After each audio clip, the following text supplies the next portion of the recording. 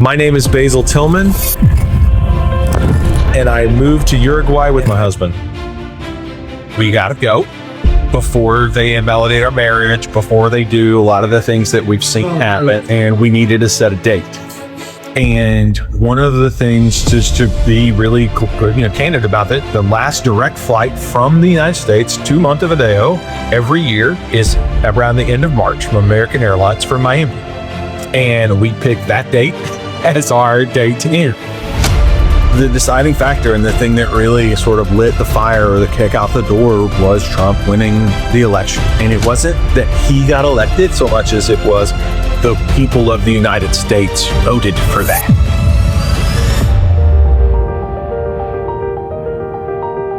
I work in technology. I work for a very large software company in the US.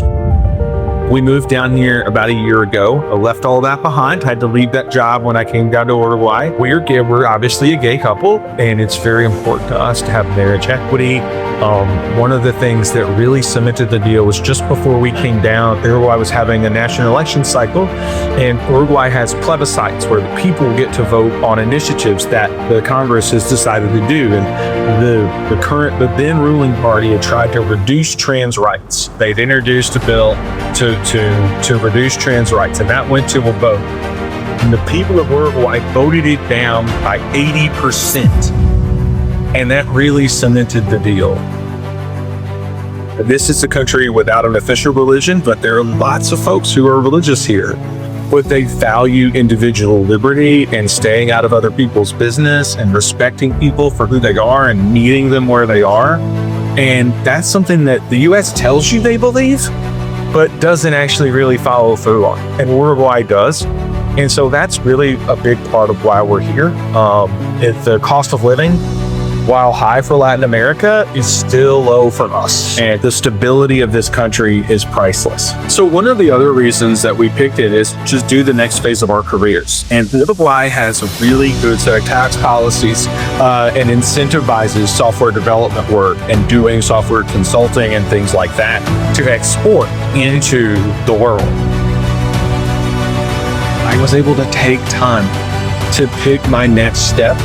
And if I'd have been in the States, the pressure to do that would have been so much higher. I get to live and work down here, and it's great. There are websites where you compare cost of living between the city you're in and the city you're going to, and it does that, pretty reliably. It does it over time.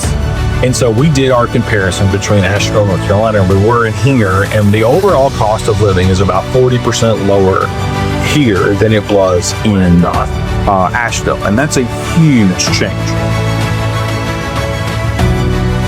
The idea that Montevideo is less safe than large U.S. city is completely wrong.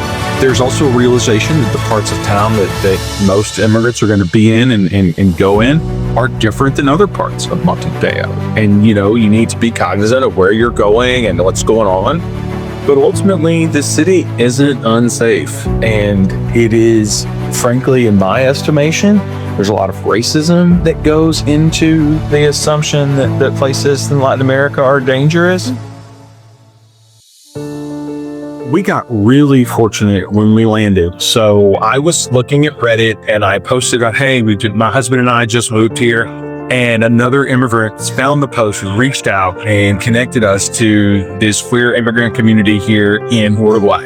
It's mostly U.S. folks, but not exclusively.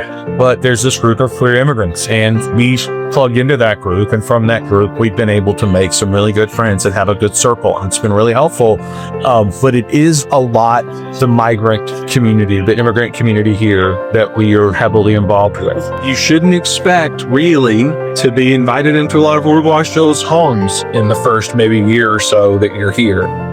Casual dinner invitations to come over and hang out aren't really a thing. I invited my Uruguayan coworkers to come to our building, and I did my first asado in the building, and they were all here and happy to come, but there was never a returned invitation to come to their home and do that. And that's fun. But it's important to understand that while, yes, people are friendly and kind and they would do things for you, there's definitely a limit. And it can be hard sometimes for folks from the US to draw that line and understand that line and not interpret that line as a negative against the Uruguayan people. And it shouldn't be. It's just how it is here.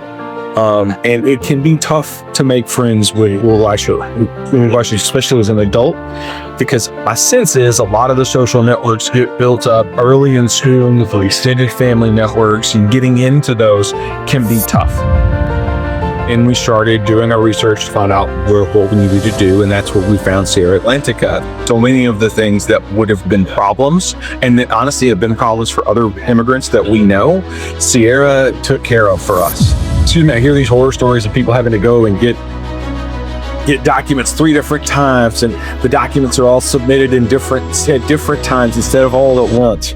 And Nicole and the folks at Sierra were like, okay, you got to get this, and you've got to prove to us that you have these things before you show up down here. And so it forced us to do that rigor to get those things done. And we were able to go from that timeline that we had of our departure date and then plan out what we needed when we needed it. And everything else has gone smoothly. And I hear other people tell stories and they're like, yeah, we're waiting for, there's the intramite, and there's residente permanente provisional, and then there's residente legal, right? Which is what we have. Yeah. And we skipped that provisional thing because Sierra had all of our stuff submitted, all of our stuff, our mayor's license, all of those things were going through while we were waiting for all this to happen. And it made the process so much easier to do. We had to go to the ID office twice. Right? We didn't have to go 3 times. Yeah. And so it's been really nice to be able to do that. It's been really helpful. If you want to live a different life, if you want to enjoy a culture that cares about the institutions of society, that cares about its people as an aggregate, and you want to be a part of that and live in that, then this is the country for you. If you want to come to a place and wall yourself off and take advantage of the lower cost of living and all of these things and live in an enclave, just do that somewhere else. You can find places that are less expensive to do that than it is in Uruguay and have the same experience that you're going to have. If you want to go out to Teatro Celis, if you want to go to Feria de Tristan de Raja on Sundays and you want to do those types of things, that's what you like, then come to Uruguay. Be here. But if you just want to be walled off in some garden somewhere, just do it somewhere else. Your money will go further in Costa Rica than it will here, and you'll be fine. It's a good place. And if you want to do that and want to be part of it, then come on down.